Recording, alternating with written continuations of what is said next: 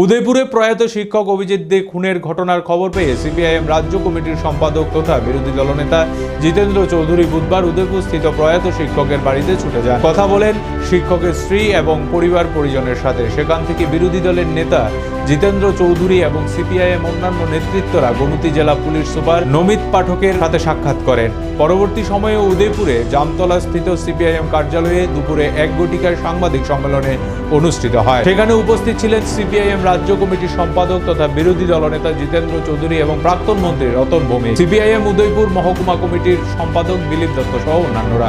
সাংবাদিক সম্মেলনে সেই খুনের ঘটনার বিষয় নিয়ে বিস্তারিত তথ্য তুলে ধরেন বিরোধী দলনেতা, প্রশ্ন তোলেন পুলিশের ভূমিকা নিয়ে।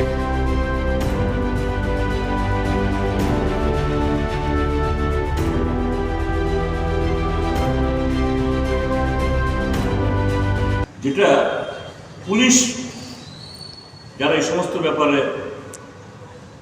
অনেক ট্রেনিং দিয়ে আসেন, লেখাপড়া করে এই দায়িত্ব পান, এরা ফিল করলো না।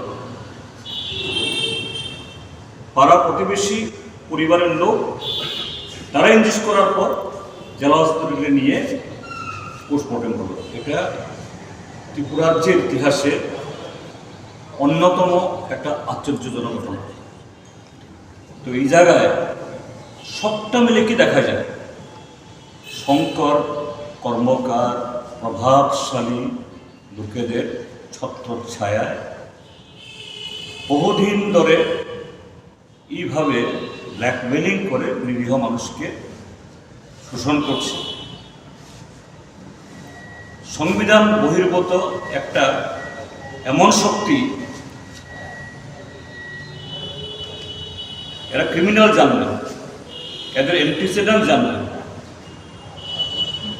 এদের হাতেই পুলিশ চলে, এদের হাতে পুলিশ উদ্বস করে এবং এই ঘটনা সমস্ত মাত্রা ছাড়িয়ে একটা জঘন্যতম একটা নজির তৈরি করবে। তো আমাদের যেটা দাবি, আমরা এসপিকে বলে এসছি, যখন এসপিকে বললাম ঘটনাগুলি, এক্ষুনি তুমি কি অ্যাকশন নেবে, কি করবে বলতে হবে না, তাই বলেছেন। তুমি আমার কথা শুনো, ইউ লিসেন মি। এসপিও আমার কথা শুনে নিজের থেকে বলতে বাধ্য হয়েছে, ইয়েস, যে এখানে পুলিশের তরফ থেকে যে ধরনের ভূমিকা নেওয়া উচিত ছিল হয়নি। আমরা এই ব্যাপারে প্রপারলি আমরা, তো আমি আশা করব, যদিও কেসটা একটাই, একজন লোকের খুন হয়েছে, সেখানে শঙ্কর কর্মকার এবং তার ছাত্রদের তাদের অপরাধ এক ধরনের, আর তার সাথে পুলিশ তার কর্তব্য অবহেলা এবং তার কর্তব্য অবহেলার কারণে একটা জলজন্ত মানুষের প্রাণ চলে গেল। তাদেরও যে ডিপার্টমেন্টাল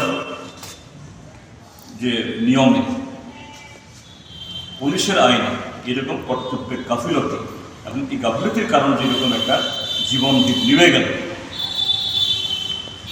এসপি সাহেবকে আমরা বলেছি বারবার, এসপি সাহেব বলেছেন, স্যার আমরা আপনি চির থাকুন, সব দিক দেখে যা করার তো আমরা আশা করি যে এই কথাটাই আপনাদেরকে জানানো দরকার।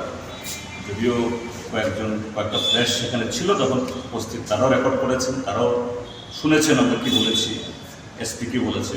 তারপরও আবার আনুষ্ঠানিকভাবে বললাম যে এই ঘটনা শুধু একটা লোকের খুন না, যে সমাজ বিরোধীরা প্রভাবশালীদের প্রশ্রয়ে কীভাবে গোটা সমাজটাকে কলুষিত করছে, খুন করছে, এর বিরুদ্ধে যদি সোচ্চার না হওয়া যায় তাহলে আগামী দিন আরও অভিজিতের অকাল মৃত্যু হবে।